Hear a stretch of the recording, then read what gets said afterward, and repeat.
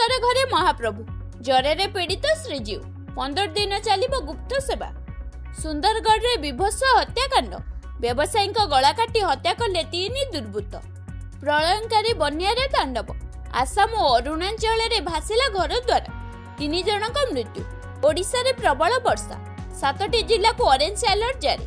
ନାବାଳିକାଙ୍କୁ ଯୌନ ନିର୍ଯାତନା ଅଭିଯୋଗରେ ତଦନ୍ତ ତେଜ, 62 ବର୍ଷୀୟ ବ୍ୟକ୍ତିଙ୍କୁ ପଚରାଉଚରା କରିଛି ପୋଲିସ। ଭୁବନେଶ୍ୱର ମାର୍କେଟ ବିଲ୍ଡିଂରେ ଭୟଙ୍କର ଅଗ୍ନିକାଣ୍ଡ, ହୁତୁହୁତୁ ହୋଇ ଜଳିଗଲା 15ରୁ ଅଧିକ ଦୋକାନ। ଆଧାର ଓ ବ୍ୟାଙ୍କିଂ ସଂଯୋଗ ବିନା ମିଳିବନି ଭତ୍ତା, 3,35,000 ହିତାଧିକାରୀଙ୍କ ଆଧାର ଓ ବ୍ୟାଙ୍କ ସଂଯୋଗ ବାକି। ବର୍ଷା ବିନା ଜଳୁଛି ଚାଷ, 52% ନିଅଣ୍ଟିଆ ବର୍ଷାରେ ଚାଷୀଙ୍କ ମୁଣ୍ଡରେ ଚିନ୍ତାର ପାହାଡ଼।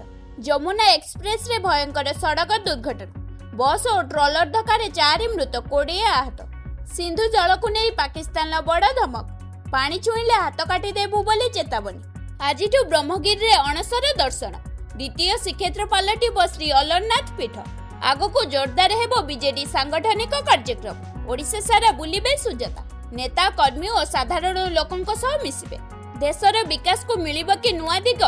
ପ୍ରଧାନମନ୍ତ୍ରୀ ମୋଦିଙ୍କ ଅଧ୍ୟକ୍ଷତାରେ ଆଜି ହେବ ସମସ୍ତ ସଚିବଙ୍କ ଉଚ୍ଚସ୍ତରୀୟ ବୈଠକ।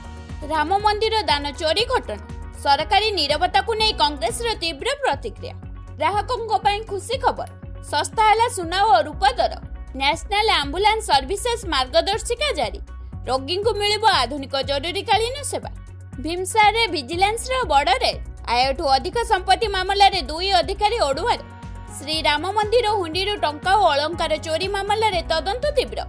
ଚମ୍ପତ ରାୟଙ୍କୁ ଗୁରୁତର ଭାବରେ ଜେରା କରୁଛନ୍ତି ତଦନ୍ତ ଟିମ୍। ହଳଦିଆ ରିଫାଇନାରୀରେ ଭୟଙ୍କର ଅଗ୍ନିକାଣ୍ଡ, 20ରୁ ଅଧିକ ଶ୍ରମିକ ଆହତ। ଆୟ ବହିର୍ଭୂତ ସମ୍ପତ୍ତି ମାମଲାରେ ଭୀମସାର ବୁଲାର ଅଧିକାରୀଙ୍କ ଘରେ ଭିଜିଲାନ୍ସର ଚଢ଼ାଉରେ ନଗଦ 19,72,000 ଟଙ୍କା ଜବତ।